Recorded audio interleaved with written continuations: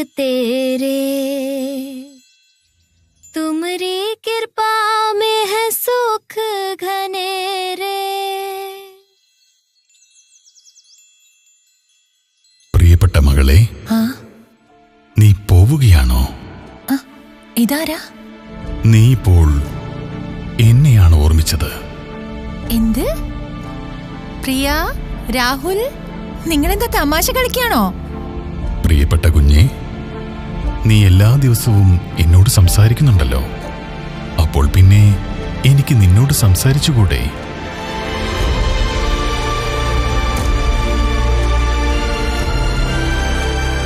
ഭഗവാനെ, ഇത് അങ്ങാണോ? അതെ മോളെ, നിനക്കെന്നെ ബാബ എന്ന് വിളിക്കാം. അങ്ങ് ഈശ്വരനാണ്, പരമാത്മാവാണ്. ഞാൻ അങ്ങയെ എങ്ങനെ ബാബ എന്ന് വിളിക്കും? നീ എന്നെ അച്ഛ എന്ന് വിളിച്ചുകൊണ്ടാണ് ഓർമ്മിച്ചുകൊണ്ടിരിക്കുന്നത്. അച്ഛനെ ബാബ എന്ന് സ്നേഹപൂർവ്വം അഭിസംബോധന ചെയ്തുകൂടെ? ബാബ ബാബ എന്ന് വിളിക്കുന്നത് കുറച്ച് വ്യത്യസ്തമാണ്, എന്നാൽ നല്ലതുമാണ്. ഇന്നു മുതൽ ഞാൻ എന്റെ ഭഗവാനെ എന്റെ ബാബ എന്ന് വിളിക്കും. കുഞ്ഞേ, നിന്റെ ജീവിതം എങ്ങനെ പോകുന്നു? എന്തു പറയാനാണ് ബാബ, ഞാൻ ദിവസം മുഴുവൻ ഓടിക്കൊണ്ടിരിക്കുകയാണ്. ഞാൻ നന്നായി പ്രയത്നിക്കുന്നുണ്ട്, എന്നിട്ടും ആരും തൃപ്തരല്ല. എന്റെ ആശങ്കകൾ ഒരിക്കലും അവസാനിക്കുന്നില്ല. നിശബ്ദമായി സഹിക്കുന്നത് എനിക്കൊരു ശീലമായി മാറി. ജീവിതം ഇങ്ങനെ തന്നെ ആയിരിക്കുന്ന എനിക്ക് തോന്നുന്നേ. എന്റെ കൃപയാൽ നീ വളരെയധികം സന്തോഷം അനുഭവിക്കുന്നു എന്ന് ഇപ്പോൾ പാടിയല്ലോ. പക്ഷെ ബാബ, അതൊരു ഭക്തിഗാനമല്ലേ? അപ്പോൾ നിനക്ക് എന്നിൽ നിന്നും സന്തോഷം ലഭിക്കുന്നില്ലേ? ഞാനിതൊന്നും ചിന്തിച്ചിട്ടേയില്ല. മോളെ, സൂര്യൻ എപ്പോഴും പ്രകാശം നൽകുന്നുണ്ട്. എന്നാൽ നിങ്ങൾ ജനാല തുറന്നില്ലെങ്കിൽ നിങ്ങൾക്ക് ഇരുട്ട് മാത്രമേ അനുഭവപ്പെടൂ. ഞാൻ സർവശക്തനാണ്. ഞാൻ ദുഃഖമില്ലാതാക്കുന്നവനും സുഖം നൽകുന്നവനുമാണ്. ഞാൻ ശാന്തിയുടെ സാഗരമാണ്. നീ എന്നിൽ നിന്നും എല്ലാ ശക്തികളും എടുത്ത് സ്വയം ശക്തിശാലിയായി മാറണം. ബാബ, ഒരു മിനിറ്റ്.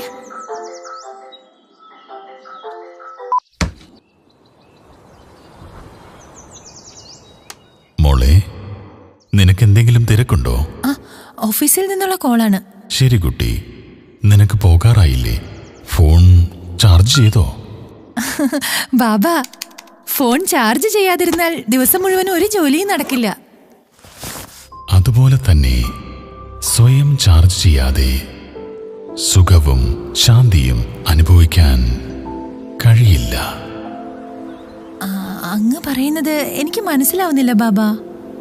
സാരമില്ല, നാളെ കുറച്ച് സമയം കണ്ടെത്തൂ. ഞാൻ നിനക്ക് മനസ്സിലാക്കി തരാം. അങ്ങനെ വീണ്ടും കാണൂ? നീ പഠിക്കാൻ ആഗ്രഹിക്കുമ്പോഴെല്ലാം ബാബ അവിടെ എത്തും. താങ്ക് യു ബാബ.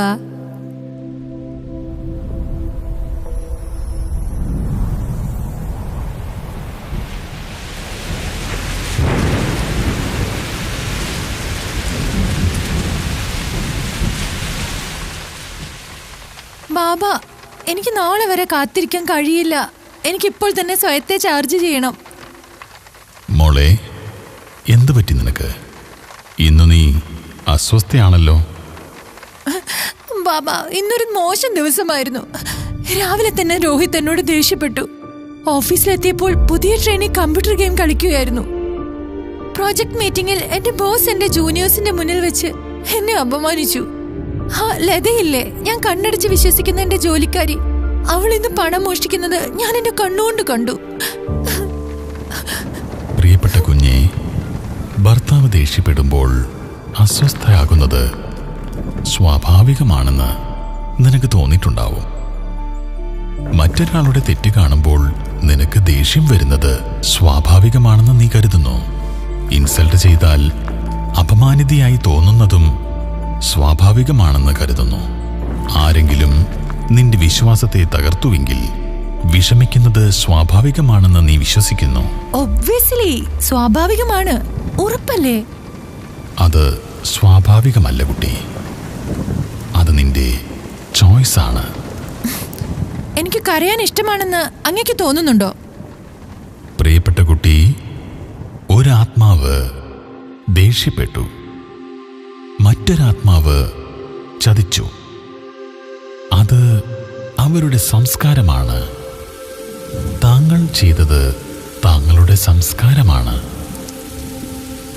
താങ്കളുടെ സംസ്കാരം അവരെ ആശ്രയിച്ചല്ല ഉള്ളത്, അതൊരു സാഹചര്യമായിരുന്നു. താങ്കളുടെ ശ്രദ്ധ താങ്കളുടെ മാനസികാവസ്ഥയിലായിരിക്കണം. നിന്നിൽ ശാന്തിയുടെ സംസ്കാരമുണ്ട്, ക്ഷമയുടെ സംസ്കാരമുണ്ട്, സ്നേഹപൂർവ്വം പറഞ്ഞു മനസ്സിലാക്കാനുള്ള സംസ്കാരവുമുണ്ട്. പക്ഷേ എനിക്ക് ദേഷ്യത്തിന്റെയും അസ്വസ്ഥമാകുന്നതിന്റെയും സംസ്കാരമുണ്ട്. അപ്പോൾ ഏത് സംസ്കാരം പെരുമാറ്റത്തിൽ കൊണ്ടുവരണം എന്നതിനെക്കുറിച്ചുള്ള ചോയ്സ് ലഭിച്ചുവല്ലോ. പക്ഷേ ആ സമയത്ത് ചോയ്സ് ഒക്കെ ആർക്കെങ്കിലും ഓർമ്മ വരുമോ? അതാണ് നിങ്ങൾ പരിശീലിക്കേണ്ടത്.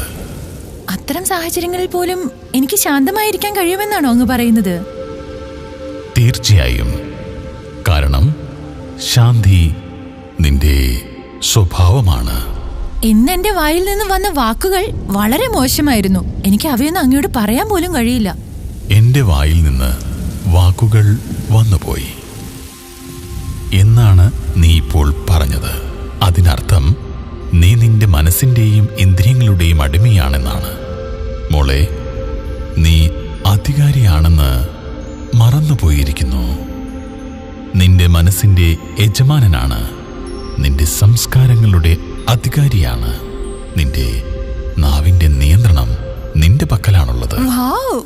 അതായത് എന്റെ മനസ്സ് എന്റെ നിയന്ത്രണത്തിൽ നിൽക്കുമെന്നാണോ പറയുന്നത്? ബാബ, ഈ മാജിക് ഒന്ന് വേഗം എനിക്ക് വേണ്ടി ചെയ്യുമോ പ്ലീസ്? തീർച്ചയായും. അതിനു മുൻപായി നീ സ്വയം പരിചയപ്പെടുത്തൂ. എന്റെ പേര് സ്വാതി എന്നാണ്. ഞാനൊരു കമ്പ്യൂട്ടർ എഞ്ചിനീയർ ആണ്.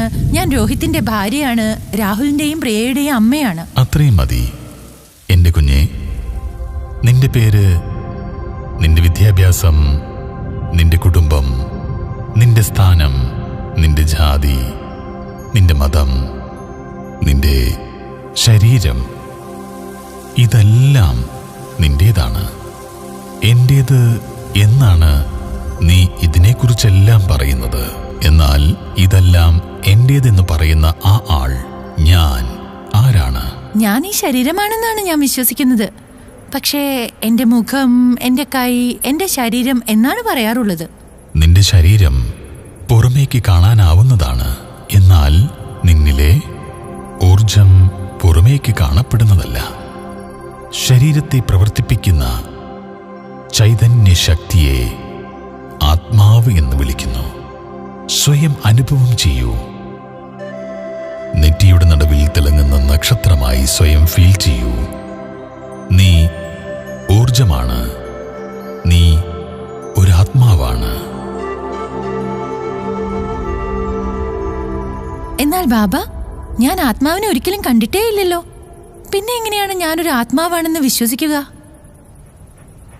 ഈ ഫാൻ നമുക്ക് കാണാൻ പറ്റുന്നുണ്ട്, എന്നാൽ അതിനെ പ്രവർത്തിപ്പിക്കുന്ന ശക്തി അഥവാ വൈദ്യുതി നമുക്ക് കാണാൻ കഴിയാറില്ലല്ലോ. കറണ്ട് ഇല്ലെങ്കിൽ ഫാന് കൊണ്ട് ഒരു പ്രയോജനവുമില്ല. അതുപോലെ തന്നെ ആത്മാവ് ശരീരം വിട്ടുപോയാൽ പിന്നെ ആ ശരീരം കൊണ്ട് ഒരു പ്രയോജനവുമില്ല.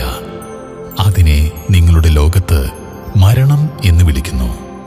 എന്നാൽ ഞാൻ ആ ഒരു ശക്തിയെ ഫീൽ ചെയ്യേണ്ടതല്ലേ? പ്രിയപ്പെട്ട കുട്ടി, നീ നിന്റെ മനസ്സിനെ അനുഭവിച്ചറിഞ്ഞിട്ടുണ്ടോ? മനസ്സ് ദിവസം മുഴുവൻ ചിന്തിച്ചുകൊണ്ടേയിരിക്കുന്നുണ്ട്. തടയണമെന്ന് തോന്നിയാലും മനസ്സ് ചിന്തിക്കുന്നത് നിർത്തുന്നില്ല. ആത്മാവ് 3 കാര്യങ്ങളാണ് ചെയ്യുന്നത്. ആത്മാവ് ചിന്തിക്കുന്ന ജോലി ചെയ്യുമ്പോൾ അതിനെ നമ്മൾ മനസ്സ് എന്ന് വിളിക്കുന്നു.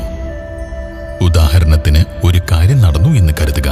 നിങ്ങളുടെ മനസ്സ് പറയുന്നു, സത്യം പറഞ്ഞാൽ വഴക്ക് കേൾക്കേണ്ടി വരും, എന്നാൽ കള്ളം പറഞ്ഞാൽ കാര്യം നടക്കുകയും ചെയ്യും. മനസ്സ് അനേകം ചിന്തകളെ സൃഷ്ടിക്കുന്നുണ്ട്.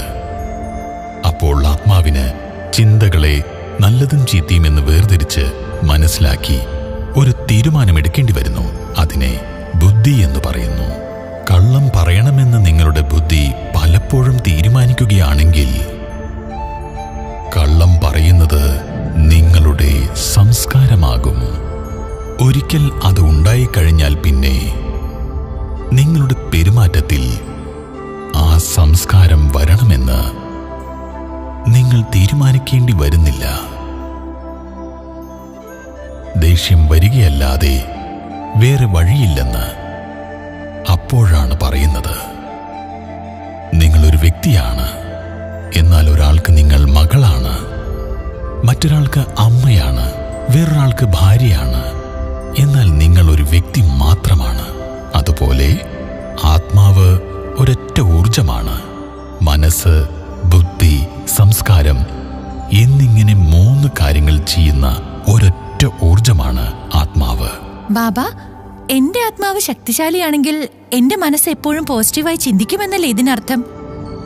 എന്റെ ബുദ്ധി കൃത്യമായ തീരുമാനങ്ങൾ എടുക്കും. എന്റെ എല്ലാ സംസ്കാരങ്ങളും നല്ലതായിരിക്കും, അങ്ങനെയല്ലേ?